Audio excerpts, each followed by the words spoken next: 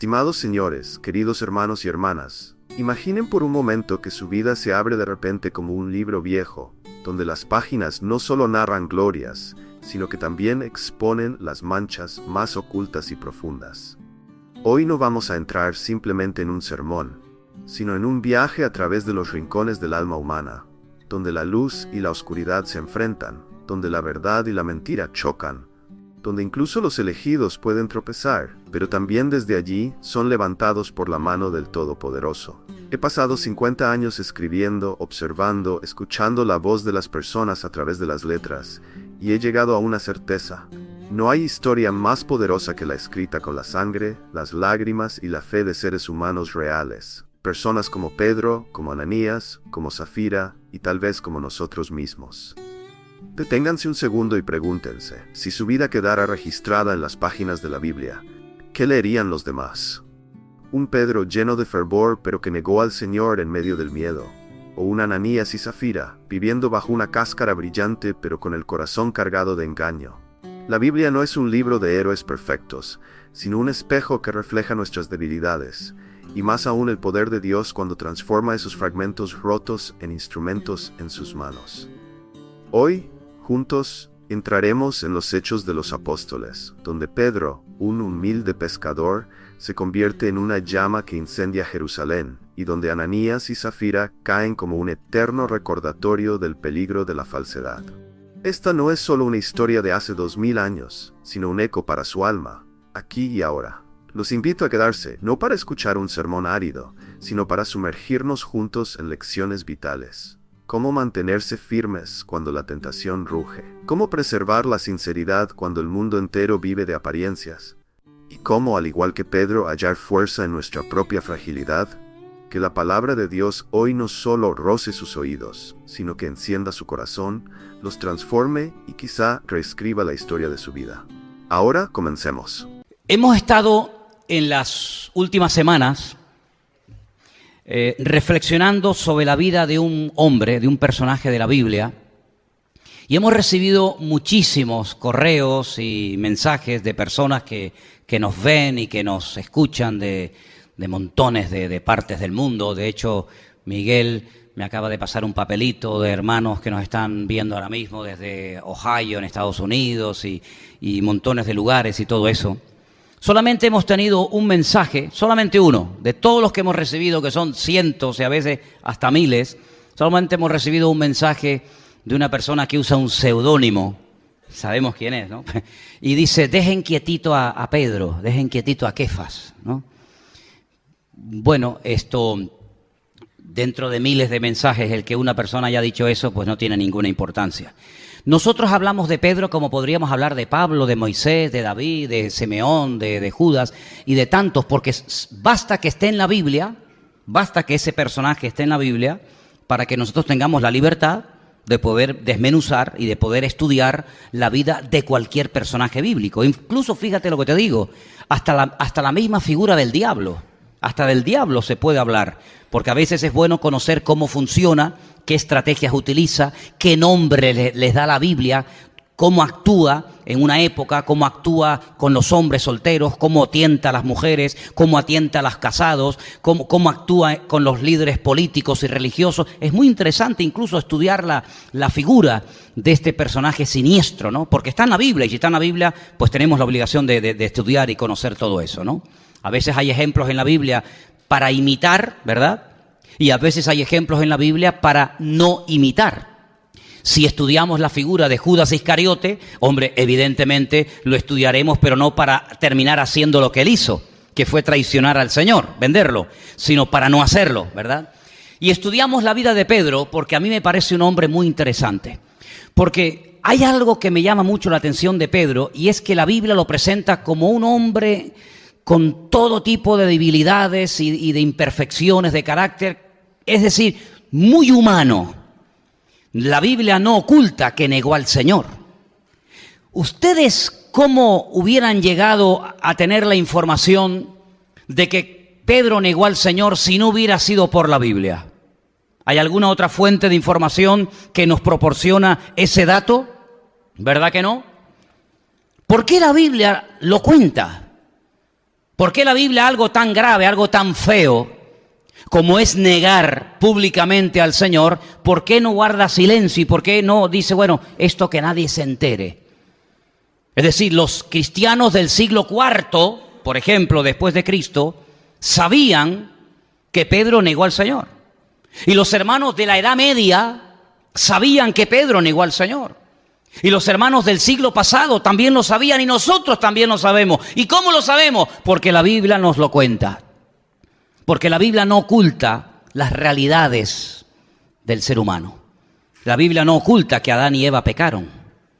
La Biblia lo cuenta con pelos y señales. La Biblia no oculta que David, el gran siervo de Dios, un día pecó. Y podía haber dicho el Señor, bueno, eso no lo cuentes. Que nadie nunca se entere que mi siervo David, el hombre más cerca de mi corazón, un día pecó. No, sino que la Biblia inspiró a los autores que escribieron esos relatos para que todos los cristianos de todas las épocas y de los 5 continentes supiéramos que un día David cometió un pecado terrible. La Biblia no oculta que Elías pasó por un tiempo de desánimo. Incluso le pidió al Señor, no aguanto más, quítame la vida. La Biblia no lo oculta. La Biblia no oculta el pecado de Acán, aquel hombre que dice que fue a la batalla a pelear a la ciudad de Jericó y se apropió de cosas que no podía tomar.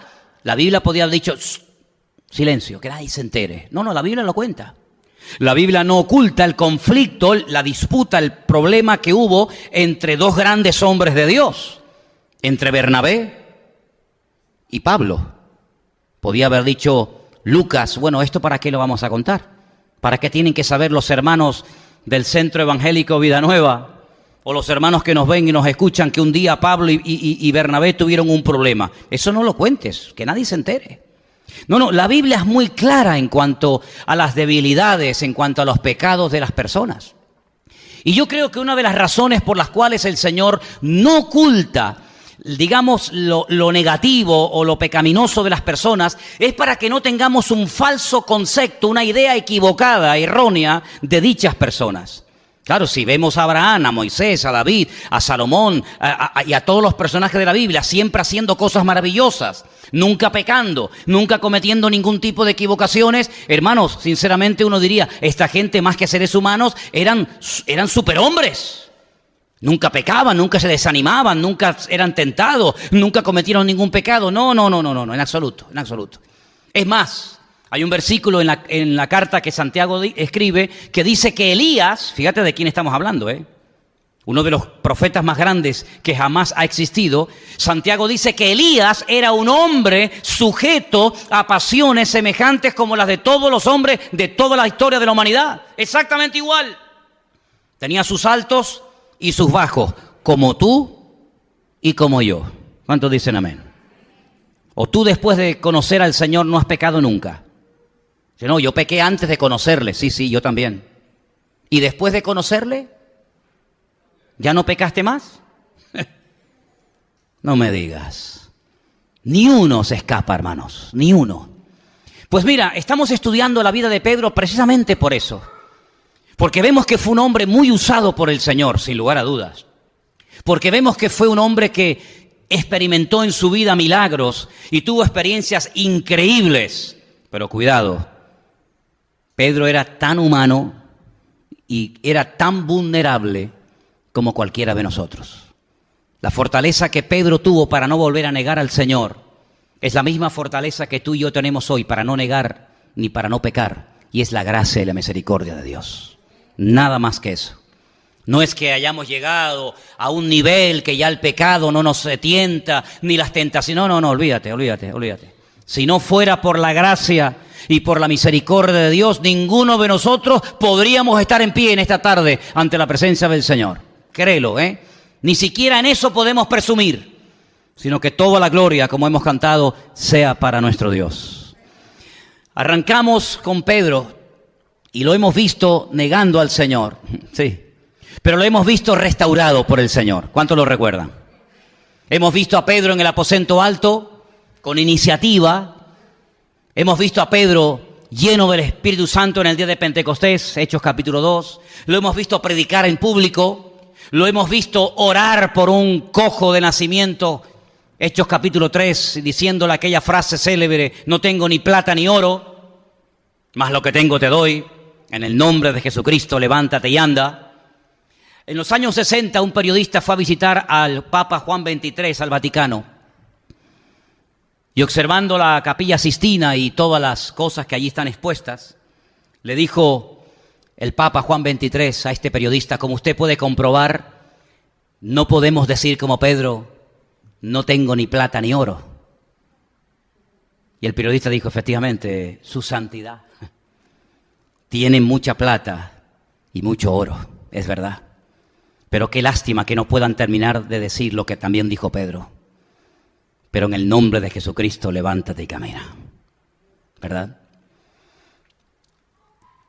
Hemos visto a Pedro amenazado por las autoridades políticas y religiosas de la época, diciéndoles, no prediquen ni hablen nunca más de ese hombre. No queremos que se sigan haciendo milagros y prodigios y maravillas y que la gente cambie por el poder de ese Cristo que ustedes nos echan la culpa de que lo matamos nosotros. Y hasta ahora todo va de maravilla. Pedro cae, se levanta, es restaurado, es lleno del Espíritu Santo, pierde el temor a hablar en público, cosa que a mí también me tuvo que pasar porque no había peor castigo o peor consecuencia en mi vida que ponerme delante de una persona a hablar en público, porque era algo que no podía hacer, porque me quedaba tartamudo completamente y no podía desenvolverme, y Dios me tuvo que sanar en ese área de mi vida, y creo que lo ha hecho, ¿no? Creo que lo ha hecho. Y por eso cuando alguien, termino de predicar, no siempre, pero cuando alguien te dice, oye, qué bonita la palabra y la predicación, yo digo, dale gloria a Dios, porque si tú me llegas a conocer a mí, estoy completamente convencido que si hoy en día soy capaz de hablar en público es por la gracia de Dios, porque si fuera por mí, olvídate, salía corriendo y me iba ahora al partido del Tenerife. Así de claro, pero es la gracia de Dios, la misericordia de Dios. Y hasta ahora todo va muy bien.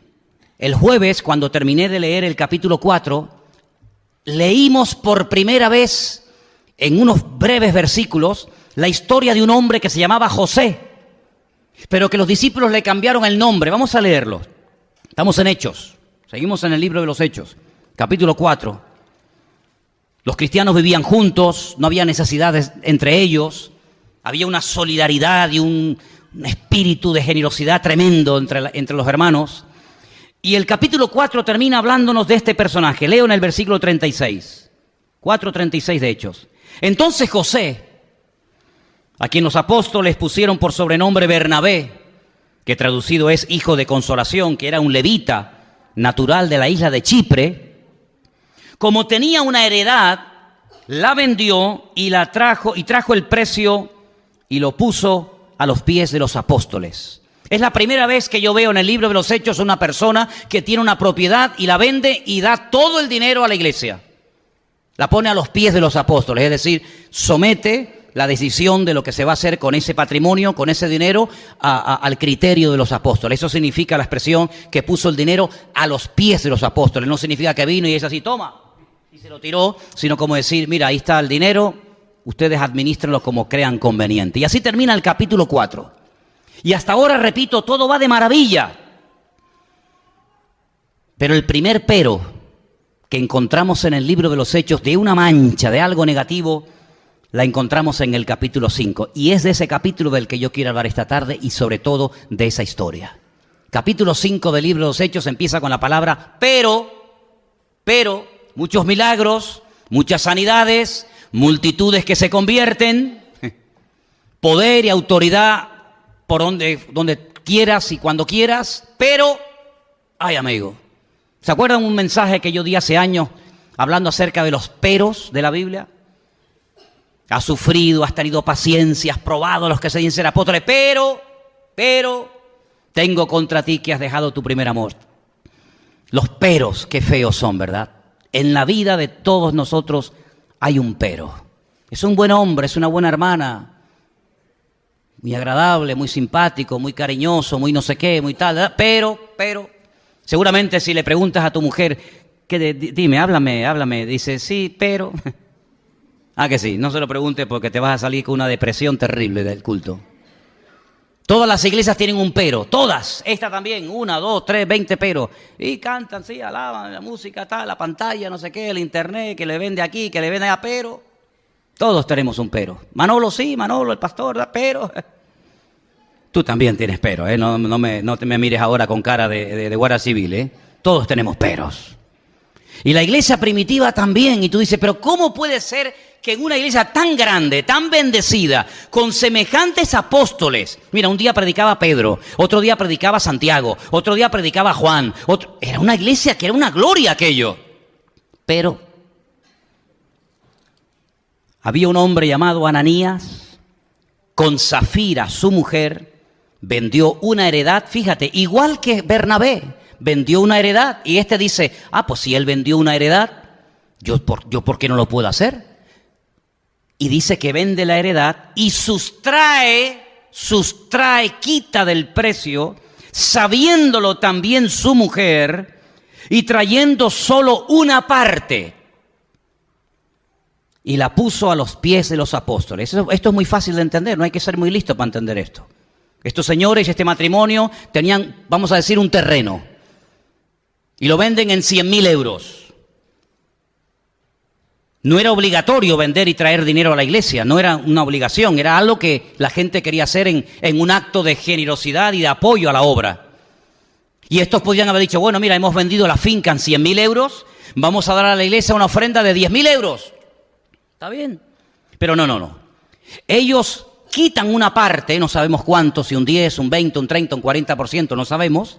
Y lo que hacen es que llevan a la iglesia el resto y quieren hacerle creer a la congregación y a los apóstoles que lo están dando todo, cuando es mentira. Podían haber dicho, mira Pedro, nosotros vamos a traer una parte del total que nos han dado por la venta. ¿Vale? Sí, perfecto, no hay problema. Como si no quiere dar nada. Pero no. Ellos quieren aparentar lo que no son. Quieren imitar una generosidad que no tienen. Y quieren en la iglesia recibir un reconocimiento que no merecen, porque así como Bernabé o José vendió la heredad y lo dio todo, ellos también quieren hacerle creer a la congregación y al liderazgo de la iglesia que ellos también, como José o como Bernabé, están haciendo lo mismo, pero es falso. Han sustraído una parte, pero quieren hacerle creer a la iglesia que son muy generosos y que son un matrimonio muy solidario con la obra y que lo están dando todo a la obra. ¿Me entendéis? Y entonces, ¿qué pasa? Pues dice la Biblia en el versículo 3 que Pedro le dice a Ananías, ¿por qué Satanás llenó tu corazón para que mintieses al Espíritu Santo y sustrajeses del precio de la heredad? A ver, ¿por qué actúa de esta manera? ¿Qué necesidad tienes de meterte en este lío? ¿Es que acaso es bíblico tener que vender lo que tenemos para darlo a la obra de Dios? No. Es algo que tú has sentido hacer. Es algo que tú quieres hacer como otros hermanos lo han hecho, pero lo estás haciendo mal. Para llevarte una gloria que no mereces. Reteniéndola, le dice Pedro, argumento que les acabo de explicar. ¿No se te quedaba a ti y vendida no estaba en tu poder? ¿Por qué pusiste esto en tu corazón? No has mentido a los hombres, sino a Dios. Es decir, lo que estás tratando es de hacerle creer a Dios, al mismísimo Dios, que eres un hombre tremendamente solidario y una persona tremendamente generosa para con su obra. Y no es verdad, no es así tu corazón. Y entonces, ¿qué es lo que ocurre? Al oír a Ananías estas palabras, cayó y expiró. Y vino gran temor sobre todos los que lo oyeron. ¿Cuántos dicen amén? Lo que no iba a permitir la iglesia en ningún momento es que la gente se acostumbrara a vivir de apariencias. Lo que no iba a permitir Pedro ni los apóstoles en aquel momento es que se comenzara a permitir en la congregación que personas aparentaran lo que no eran. Hemos leído hoy en los 2 últimos capítulos del libro de Apocalipsis, y lo expliqué, cuando Juan dice, el que es injusto siga siendo injusto, el que es inmundo siga siendo inmundo, como diciendo, si después de haber visto, si después de haber comprobado todo lo que ha ocurrido, seguís practicando injusticia, siguen practicando la inmundicia, sigan ahí, pero el que es justo siga practicando la justicia todavía. ¿Me explico? Es decir, Ananías y Zafira no tenían ninguna obligación de vender nada y traer todo el contenido de dicho dinero a la obra. En ningún momento eso era parte de la doctrina. En ningún momento eso era una obligación sí o sí impuesta por el liderazgo. No, señor, eso era algo voluntario. Y si usted quiere vender una finca y gastarse todo su dinero e invertirlo en un negocio, allá usted. Pero si lo haces, hazlo bien. Hazlo, como dice la Biblia, decentemente y con orden. Y no quieras aparentar en la iglesia lo que no eres delante del Señor. Ahora, hermanos, ¿cuál era el objetivo de esto?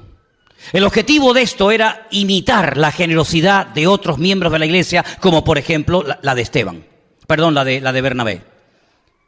En la iglesia, hermanos, hay cosas que no se pueden imitar. En la vida cristiana tú no puedes vivir de imitar a fulano o de imitar a mengano. Si tú no tienes fe, admite que no tienes fe. Si tú no tienes amor por las almas perdidas, no quieras aparentar que tienes un corazón tremendo por las almas perdidas. Si tu vida no es una vida de santidad, ¿para qué aparentas que vives en santidad? En otras palabras, la Biblia no le va a permitir absolutamente a nadie, se llame quien se llame y sea quien sea, que viva en la iglesia de una apariencia, porque en el mundo hoy en día se vive de la apariencia, pero en la iglesia el Señor sabe lo que somos y lo que no somos. ¿Cuántos dicen amén? Mira Pedro cuando en el capítulo 3 va a orar al templo y él se encuentra con aquel cojo de nacimiento, él admite, él no dice, no, yo estoy muy bien económicamente, yo estoy nadando en abundancia. A ver, ¿qué quieres? No, él admite, él no tiene ningún temor, porque no es ninguna humillación, sino es un acto de humildad al decir, mira hijo, no te puedo dar nada porque no tengo nada.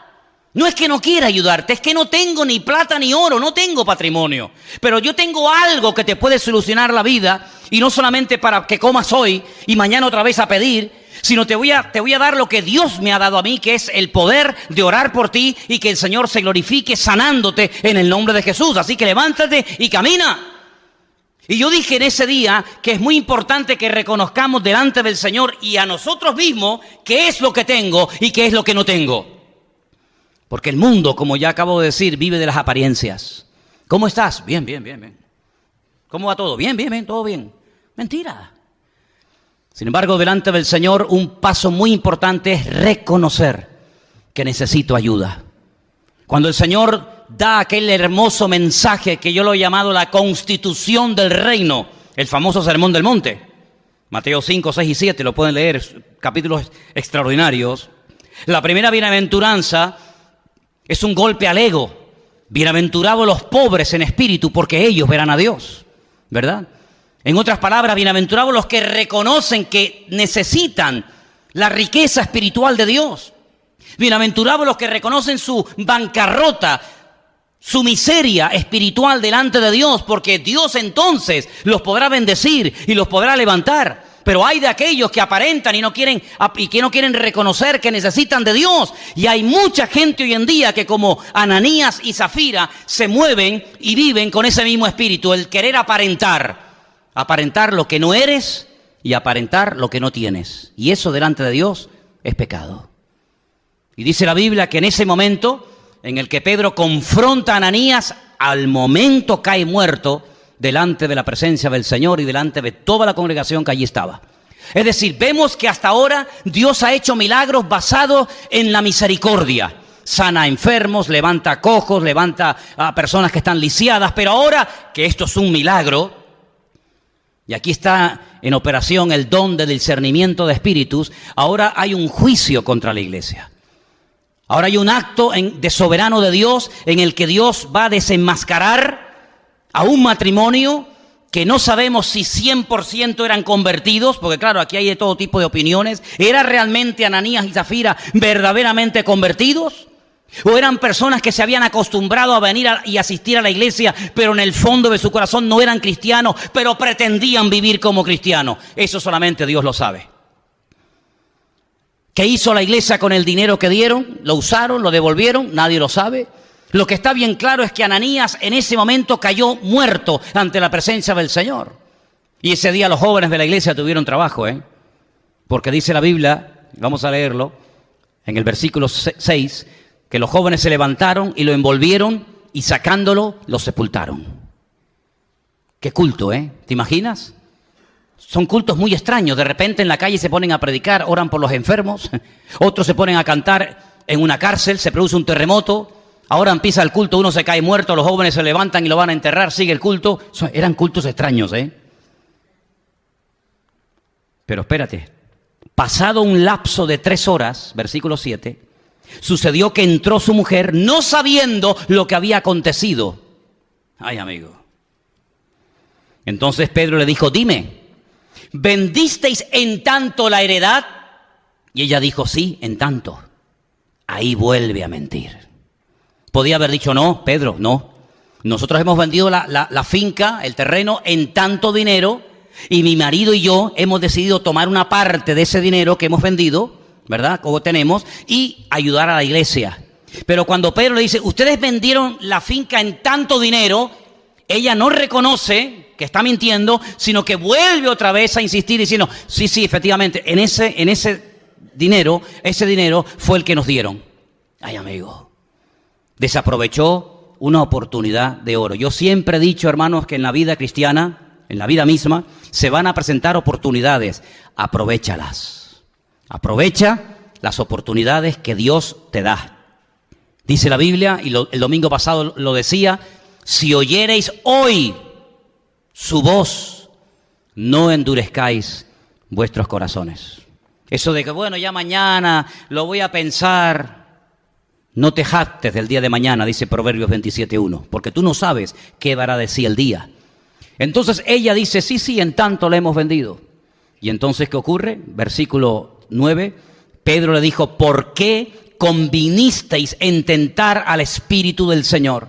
He aquí a la puerta los pies de los que han sepultado a tu marido, y también te van a sacar a ti ahora mismo. Al instante ella cayó a los pies de él y expiró. Y cuando entraron los jóvenes, se encontraron otro fiambre. Ya habían sacado a uno. Y dice yo, pero ¿qué pasa hoy en el culto? Como sigan así, vamos a tener que montar una funeraria Vida Nueva. Que vamos a enterrar a uno, ahora a otro. Bueno, Pedro, mátalos a todos de golpe para que no estemos entra, sale. Entraron los jóvenes, la hallaron muerta, la sacaron y la sepultaron junto a su marido. Y ahora dice versículo 11, y vino gran temor sobre toda la iglesia y sobre todos los que oyeron estas cosas. Vamos, como para pasarse, como para pasarse con Pedro. Pues dice, ¿se acuerdan ustedes aquella historia cuando el profeta Elías sube a lo alto de una montaña? Todo esto está en el Antiguo Testamento. Y dice la Biblia que un rey lo manda a llamar y manda a un capitán con, creo que eran 50 soldados, y desde el valle grita al varón de Dios, al profeta que está en lo alto de la montaña, y le dice, varón de Dios, baja que el rey te está llamando. Así como tomándoselo un poco a la ligera, ¿no? Eso de varón de Dios. Y le dice el profeta que está arriba en la montaña, si verdaderamente yo soy un hombre de Dios, que caiga fuego del cielo ahora mismo. Y ¡bum! Cayó fuego y se los cargó a todos. El rey dice, mándame a otros 50 con el correspondiente capitán. El capitán dice, hombre de Dios, como así, como con, ¿cómo decimos en Canarias? Con tintín, con rintintín, ¿no? Si eres hombre de Dios, baja. Y le dice Elías, si yo soy verdaderamente hombre de Dios, que quede bien claro hoy delante de ti. ¡Fum! Y cayó fuego del cielo. ¿Sabes cómo fue el tercer grupo? Se tiraron en tierra. Le dijeron, por tu madre, Elías. Por favor, Elías, hombre de Dios, baja. Ok. El respetito es muy bonito, decimos en Canarias. Ahora sí. Y bajó y fue a hablar con el rey. Hay gente que se toma a broma las cosas de Dios. Maridos inconversos que se ríen de sus esposas cuando las ven orar o leer la Biblia o venir a la iglesia. Ándate con ojo. No vayas de chulito por la vida. Ándate con ojo, amigo. Hijos que se ríen de los padres cuando cuentan su testimonio o dicen que quieren servir al Señor y vienen a la iglesia. Las cosas del Señor son muy sagradas.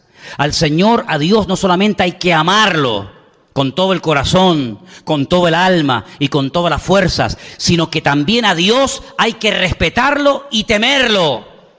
El principio de la sabiduría es el temor, el respeto a Dios. El hombre ha perdido el respeto a Dios, hasta blasfema el nombre de Dios. En este país se blasfema contra el nombre de Dios cada día. Y este milagro, este juicio que cayó en la iglesia, porque ¿quién mató a Ananías? ¿Quién mató a Zafira, su mujer? ¿Pedro? ¿Quién fue el que lo hizo? Díganlo ustedes, no tengan miedo. ¿Quién lo hizo? Ah, lo hizo Dios. Ah, claro que sí. Pero Dios no es amor. Claro, claro que sí. ¿Quién ha dicho lo contrario? Claro que Dios es amor. Y si no fuera por el hecho de que Dios es amor, ni tú ni yo estaríamos hoy aquí en esta iglesia. Porque si Dios solamente fuera justicia, si Dios solamente fuera justo y no amor, tú y yo hoy estaríamos muertos. Pero gracias a Él, de que es amor, pero no te olvides nunca, no te olvides, amigo, de que Dios también es justo. Y Él ha dicho en su bendita y poderosa palabra que la paga, la consecuencia, el resultado del pecado, ¿cuál es? La muerte. Y si lees la Biblia en alemán, el versículo te dice lo mismo. Y si la lees en hebreo te dice lo mismo. Y si la lees en árabe te dice lo mismo. En el idioma en el que la leas, la Biblia dice que la paga, la consecuencia a corto y a largo plazo del pecado es la muerte. Lo que pasa es que hay algo que al hombre le da como una falsa confianza. ¿Sabes cuál es? Que Dios, cuando cometes un pecado, generalmente no te condena o no te juzga al momento. Y eso es lo que le da alas al pecador, decir, ¿ves? Mira, ¿qué? Tú vas a la iglesia, te vas de santita, vas a la iglesia, no sé qué, yo acabo de pecar, acabo de hacer esto y a mí no me ha pasado nada, ¿Te das cuenta? Esa es la falsa confianza, el filo de la navaja en la que muchos viven. Y sacan pecho y presumen del pecado. Dice la Biblia, ay de aquellos que son valientes para emborracharse. Ay de aquellos que tienen valor para pecar, pero no tienen valor para confesar que el Señor es el Señor de señores y el Rey de reyes. Ay de aquellos que tienen valor para el mal, pero son cobardes para hacer la voluntad de Dios en su vida. Amén, hermanos. Pero en este caso no fue así. En este caso la justicia de Dios fue fulminante. Primero el marido y después la mujer. Y los dos fuera. Y dice que vino gran temor a la iglesia. ¿Saben una de las cosas que yo noto en muchos que se llaman cristianos? Que se toman la vida cristiana a la ligera. Pero sin embargo después los ves en su puesto de trabajo con una puntualidad y con una seriedad alucinante. Pero luego llegan tarde al culto, vienen cuando les da la gana, cuando quieren leen la Biblia, cuando quieren no la leen. Ahora me congrego, mañana no me congrego. Ahora oro, mañana no oro.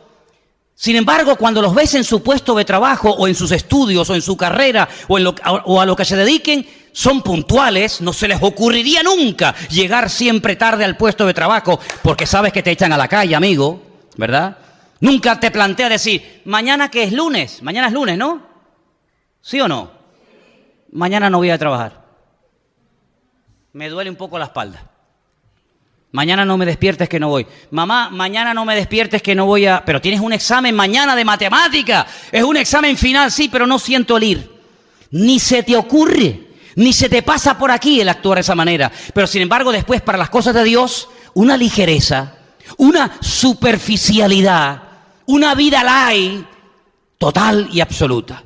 Y eso es lo que en este capítulo 5 estamos viendo, que no se iba a tolerar ni se iba a permitir dentro de la iglesia personas que aparentaran y vivieran en una falsa realidad. Usted no es generoso, usted probablemente no es ni cristiano, usted ni probablemente tiene el deseo de dar esa ofrenda a la obra, pero usted lo que quiere es que le aplaudan, que usted sea el protagonista, que la gloria en vez de llevársela a Dios te la lleves tú. Y no vamos a permitir en la casa de Dios esos tresmanejes y esos desórdenes. Y los dos cayeron muertos. Y dice que entró gran temor, gran respeto a la iglesia. ¿Saben cuál es uno de los grandes problemas en muchas familias, en muchos matrimonios, en muchas congregaciones? Que se ha perdido el respeto. Ese es el gran problema.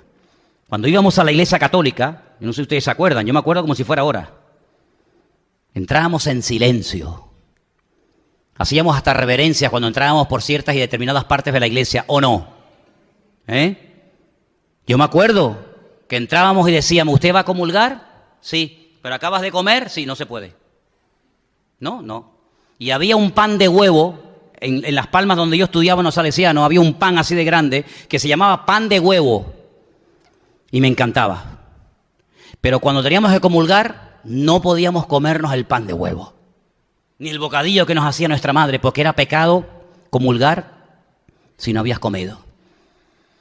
Y había un respeto, y había una educación que se ha perdido. Y claro, como ahora decimos que Dios no vive aquí, como ahora decimos que esto es un local que utilizamos para predicar la palabra, unos entran corriendo, el otro se pone a hablar del partido de fútbol de ayer en plena iglesia, el otro llega tarde, el otro le está hablando al otro mientras el pastor predica, y se ha perdido ese respeto, y la pregunta es, ¿cómo podemos recuperar eso? ¿Cómo se puede volver a recuperar el respeto de los hijos hacia los padres? Porque en este país hay padres que le tienen pánico a sus hijos. En este país hay hogares donde los hijos son los que mandan y los padres son los que obedecen. En este país es un delito el que tú le llames la atención o corrijas a tu hijo porque te pueden denunciar y terminar en la cárcel, amigo. ¿Qué te parece? En este país una de las profesiones donde más alto índice de depresión hay es en la enseñanza, en la educación, porque los maestros tienen pánico muchas veces de llamarle la atención a un joven en la clase, porque te puede denunciar o darte una paliza y encima subirla a YouTube para que todo el mundo la vea y encima gana dinero con las visitas que hacen en su página. ¿Qué te parece? Y por eso dice que este milagro lo que trajo fue temor, respeto a la iglesia, a los que estaban en aquel lugar. En otras palabras, los cristianos no eran personas que, bueno, este es cristiano, pero nada, olvídate, este miente igual que todos, olvídate. Va a la iglesia, pero este, igual que los demás, el mismo perro con distinto collar, dicen algunos. ¿No han oído ese refrán? Este es cristiano. Como decimos en Canarias, si este es cristiano, guárdame un cachorro. ¿No dicen así? Este es cristiano. Venga, ven, cristiano. Y ayer estaba, que lo vi yo. Terrible, terrible. Y por eso digo que el testimonio cuesta mucho mantenerlo, pero tumbarlo, tirarlo por tierra, no cuesta absolutamente nada. La gente de este barrio que nos conocen hace ya muchos años, tienen que ver en nosotros un modelo, un estilo de vida diferente. Porque esta gente de la Biblia vivía, actuaba y se comportaba de una forma diferente. Y nosotros, aunque no vivimos en comunidad como aquellos del primer siglo, tenemos que demostrar cuando estamos en esa puerta que hablamos diferente, que somos diferentes, que actuamos diferente. Porque ese es el testimonio más poderoso, más que una palabra, una predicación o una canción que puedan escuchar. ¿Cuántos dicen amén? Y ahora por eso dice en el versículo 12, por la mano de los apóstoles se hacían muchas señales, prodigios en el pueblo y estaban todos unánimes en el pórtico de Salomón. El Señor premiaba, el Señor honraba y respaldaba y avalaba a esa iglesia. ¿Por qué? Porque había orden, porque había respeto, porque había santidad. Hoy en día hablar de la palabra respeto, orden y santidad en algunas congregaciones es un disparate, es una locura decir, este hombre está anticuado. Sin embargo, dice la Biblia, y no lo digo yo, que sin santidad nadie verá a Dios. Eso es lo que dice la Biblia. Nadie verá a Dios. Y en la iglesia primitiva sí había problemas, había peros, como hemos visto, pero había santidad. Y en nuestras vidas, hermanos, en nuestras vidas hay santidad. ¿Somos iguales en público que en privado? ¿Somos iguales dentro que fuera de la iglesia? ¿Cómo son nuestras conversaciones?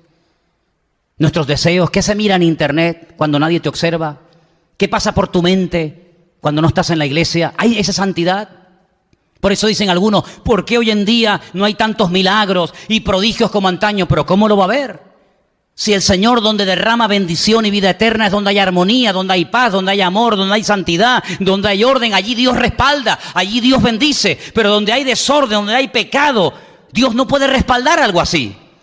Por eso dice la Biblia que una de las cosas que va a ocurrir como señal de los últimos tiempos es que la limpieza, el juicio comenzará por la casa de Dios. Porque cuando usted ve en los evangelios, usted ve que en el templo de Jerusalén, que era pues el centro religioso de la época, allí no se sanaba ni cambiaba nadie. Dice, pero ¿cómo es posible que en el templo no hubieran milagros, no hubieran sanidad. Hermano, no había nada, créame, no había nada. ¿Dónde se iban los enfermos en la época de Cristo, los que vivían en Jerusalén? ¿A dónde se iban?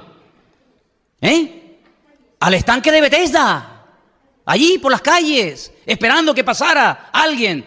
Y en el estanque de Betesda, que está al lado del templo, al ladito del templo estaba, allí dice que había multitudes, léalo en Juan capítulo 5, multitudes de ciegos, de cojos, de paralíticos, esperando que algo que se había corrido como un rumor, pero que realmente nunca ocurría. Dice que un ángel descendía de tiempo en tiempo y movía el agua, y el primero que se metía quedaba sanado. Pero allí no se sanó nunca nadie, allí no se curó nunca nadie, no lo dice ni la Biblia ni la historia secular. Era una leyenda que se había traspasado de generación en generación. Aquí mira, viene un ángel de vez en cuando, mueve el agua y el primero que se mete se cura. Y entonces el Señor, cuando va al estanque de Betesda, según Juan capítulo 5, le dice a un paralítico que lleva 38 años botado, tirado en el suelo, le dice: ¿tú quieres ser sanado? Y ya había perdido prácticamente la fe y la confianza de que algún día sería sanado. Y dices que nadie me puede meter en el agua. Y el Señor lo levanta. Pero fíjate lo que ocurre cuando el Señor entra en el templo, ¿os acordáis? Él entra con el pollino de asno en el día triunfal. Llega al templo y ¿qué hace? ¿Qué hace? Lo limpia. Lo limpia de adentro hacia afuera. Nosotros somos expertos en querer cambiar las cosas de afuera para adentro. Y el Señor es al revés. El Señor nos cambia de adentro hacia afuera. Dice que volcó las mesas de los cambistas. Dice que sacó a toda aquella gente que estaba allí comerciando en el templo. Y dice a continuación: y vinieron mudos y cojos y paralíticos y ciegos y eran sanados. Y la gente comenzó a alabar al Señor. Claro, porque estaba frenada la bendición. Estaba frenada la presencia del Señor por la inmundicia que había allá adentro. Y el Señor dice: mi casa la habéis convertido en una cueva de ladrones, cuando mi casa tiene que ser una casa de oración para todas las naciones de la tierra. Y el Señor limpia la casa y automáticamente comienzan a producirse los milagros. Antes la gente, ¿a dónde se iba? A cualquier sitio, Betesda, donde fuera. Ahora no, ahora van al templo porque allí está la presencia y ahí está la bendición del Señor. Y lo mismo tiene que ocurrir en nuestras vidas. En la iglesia primitiva, hermano, no podían permitir desde el primer momento, esto estaba empezando recién, no se podía permitir este tipo de actitudes. Personas que iban y aparentaban: no, fuera, se limpió. Muerto el perro, se acabó la rabia. Ananías y Zafira, fuera. Y entonces comienzan los milagros, comienzan los prodigios, comienzan las maravillas. Pero esto no es algo nuevo que pasaba solamente en la época de la iglesia primitiva. Esto siempre ha sido así, hermanos. Mira, escúchame bien. Cuando en tu vida no pasa nada, es porque algo está pasando. El Señor le dijo a Josué, te voy a poner otro ejemplo: todo lugar que pise la planta de tu pie será tuyo. Todo, a donde vayas, nadie te podrá hacer frente, Me da igual, son filisteos, amorreos, cananeos, jebuseos, lo que sea. Yo, como estuve con Moisés, estaré contigo. Así que para adelante, fuérzate y sé valiente, venga. Fueron a Jericó, las murallas cayeron por el poder de Dios, de arriba abajo. Al día siguiente, o a los pocos días, van a pelear contra una pequeña población llamada Jai. Hacen el ridículo, pierden la batalla. Hombres mueren. Josué se rasga las vestiduras y dice: Señor, esto no es lo que tú me has dicho. No es una de cal y una de arena, un día gano y otro día pierdo, no. ¿Por qué ayer ganamos a la grande y hoy a la pequeña perdimos? ¿Por qué? Y el Señor señala con el dedo y dice: porque hay pecado entre el pueblo. Esa es la razón. Siempre es igual. Siempre es igual. Tú dijiste que nadie cogiera nada. Tú dijiste que nadie tomara nada, sino que todo se iba a dedicar al Señor, y hay una persona entre el pueblo. Ahora estamos hablando de un pueblo de casi 2 millones de personas, ¿eh? ¿Cómo iba a saber Josué en 2 millones de personas quién fue el que pecó? Es imposible.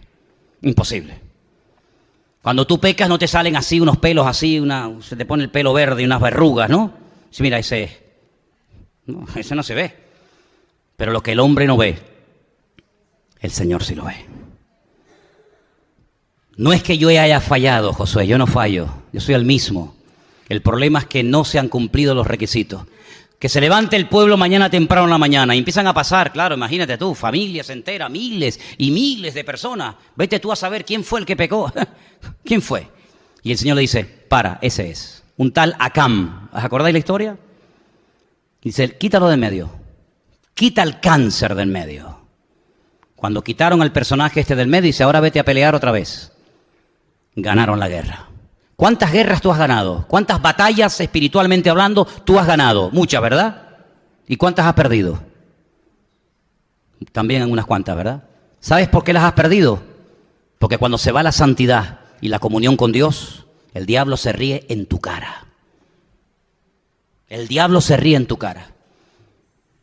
Por eso hay personas que, sí, ahora estoy bien, mañana estoy mal, ahora creo, ahora no creo, ahora estoy aquí saltando y brincando alabando a Dios, mañana estás con una cara que te llega hasta los zapatos. ¿Por qué? Porque cuando tú le das lugar a lo que no es de Dios, lo primero que se pierde es el gozo. ¿Cuántos lo saben? Lo primero que se va es el gozo. ¿Quién tiene ganas de reírse cuando la novia no te habla? ¿Quién tiene ganas de reírse y de alabar a Dios cuando alguien no te ha saludado o te ha hablado mal como tú pensabas que no merecías? Entonces se te nota en la cara, amigo.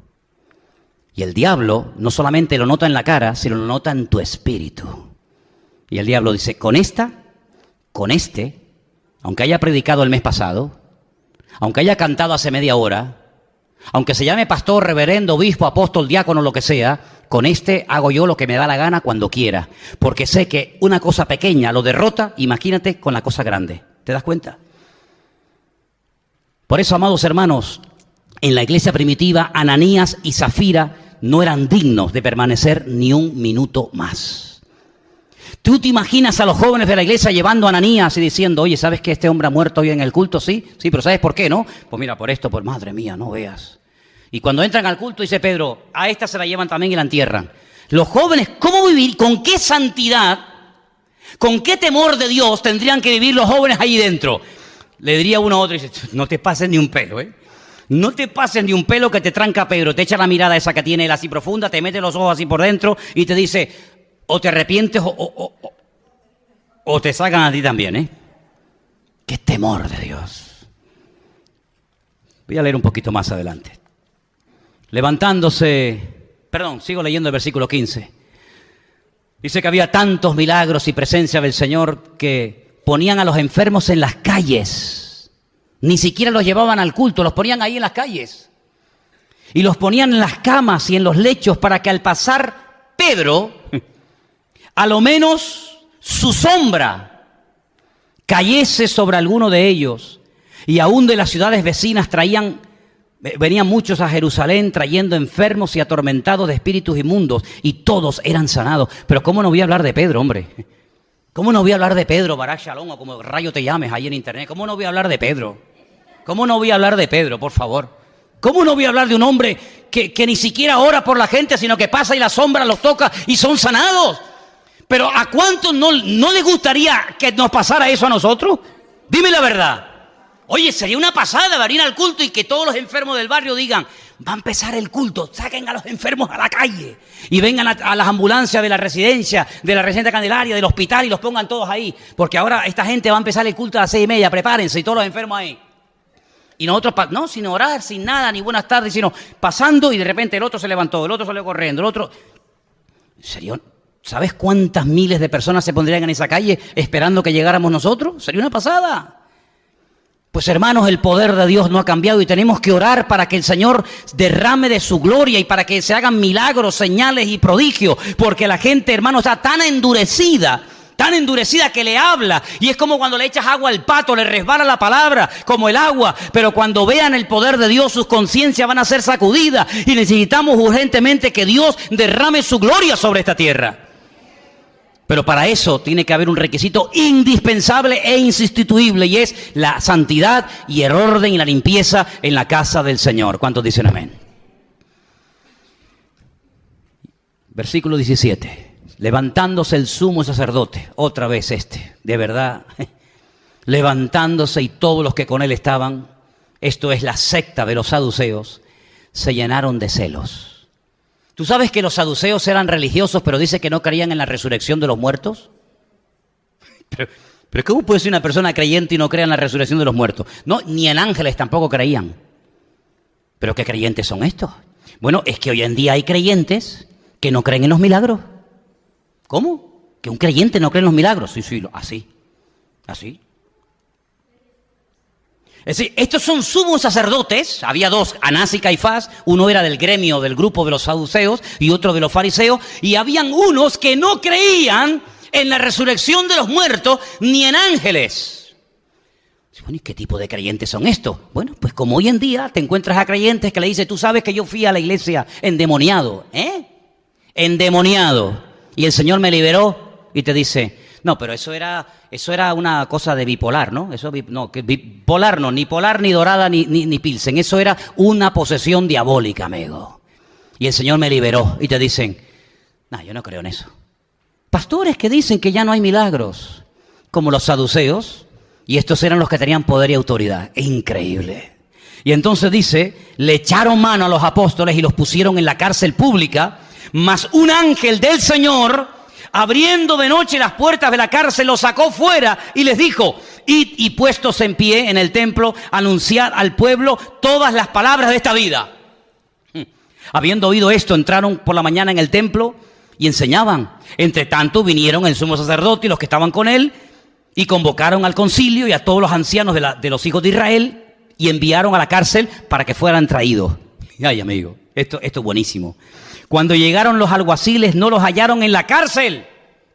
Entonces volvieron y dieron aviso diciendo, por cierto, la cárcel hemos hallado cerrada con toda seguridad. Y los guardas afuera de pie ante las puertas, mas cuando abrimos, a nadie hallamos dentro. Esto es buenísimo, no me digas. Este es el humor de Dios. Este es el buen humor del Señor. Cuando oyeron estas palabras, el sumo sacerdote y el jefe de la guardia del templo y los principales sacerdotes dudaban en qué vendría a parar aquello. Pero viniendo uno les dio esta noticia, he aquí los varones que pusisteis en la cárcel están en el templo y enseñan al pueblo. Entonces fue el jefe de la guardia con los alguaciles y los trajo sin violencia. Qué educaditos, tranquilito. Ya. Porque temían ser apedreados por el pueblo.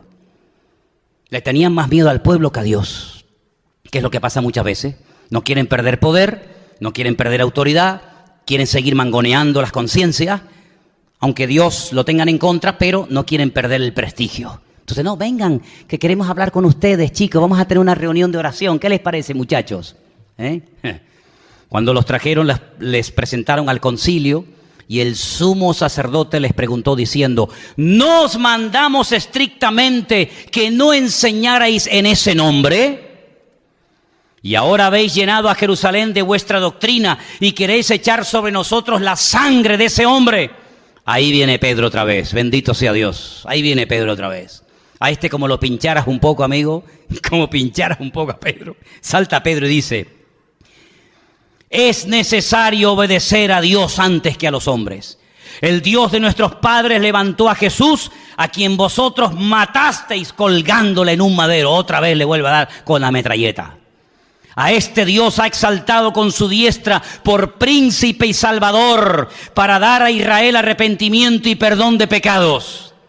Nosotros somos testigos suyos de estas cosas, y también el Espíritu Santo, el cual ha dado Dios a los que le obedecen. Oyendo esto se enfurecían y querían matarlos. Tú sabes que hay gente que darían lo que fuera por matar a todos los cristianos. Es increíble esto, Es increíble. ¿A quiénes están persiguiendo hoy en día y matando y crucificando y quemando y haciendo barbaridades? A los cristianos. A los cristianos. Porque no soportan la presencia, la bendición y la gloria del Señor en la vida de esa gente. No lo soportan. Pero dice aquí, más adelante, entonces levantándose en el concilio un fariseo llamado Gamaliel. Amigo, este personaje es tremendo. Este fue el maestro de Pablo. Criado a los pies de Gamaliel. Este fue nieto de Gilel. Antes de Cristo hubieron dos grandes sumos sacerdotes, Shammai y Gilel. Gilel fue el que dijo, todas las cosas que queráis que los hombres hagan por vosotros, hacerlas así por ellos. Esa frase es de Gilel y Cristo la empleó en el Sermón del Monte. ¿Qué te parece? Este es el nieto de Gilel, nombre buenísimo. Gamaliel era un doctor de la ley, venerado por todo el pueblo. Mandó que sacasen fuera por un momento a los apóstoles y luego dijo: varones israelitas, mirad por vosotros lo que vais a hacer respecto a estos hombres. Porque antes de estos días se levantó Teudas, diciendo que era alguien. A este se unió un número como de 400 hombres, pero él fue muerto y todos los que le obedecían fueron dispersados y reducidos a nada. Después de este se levantó Judas el Galileo en los días del censo y llevó en pos de sí a mucho pueblo, y pereció también él, y todos los que le obedecían fueron dispersados. Y ahora os digo, escuchen, apartaos de estos hombres y dejadlos, porque si este consejo o esta obra es de los hombres, se desvanecerá. Mas si es de Dios, no la podréis destruir. No seáis tal vez hallados luchando contra Dios. Qué consejo más sabio, ¿eh? Esta es una sabiduría increíble, ¿eh? Ándense con ojo. Si esto no es de Dios, ni te muevas, se va a caer solo. Pero como sea de Dios. Y convinieron con él, y llamando a los apóstoles, después de haberles azotado. Terrible, ¿eh? Los azotaron. Les intimidaron que no hablasen en el nombre de Jesús y los pusieron en libertad. Esa fue la noche más triste para la iglesia primitiva, ¿verdad?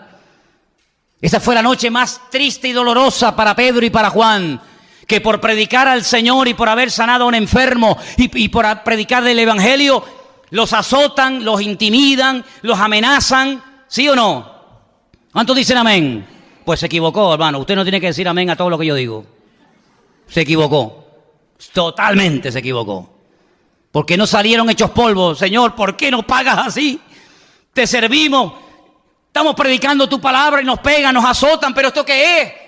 ¿De qué sirve tanto esfuerzo? ¿De qué sirve que predique tu palabra? ¿De qué sirve? De nada. No, mi amigo, no.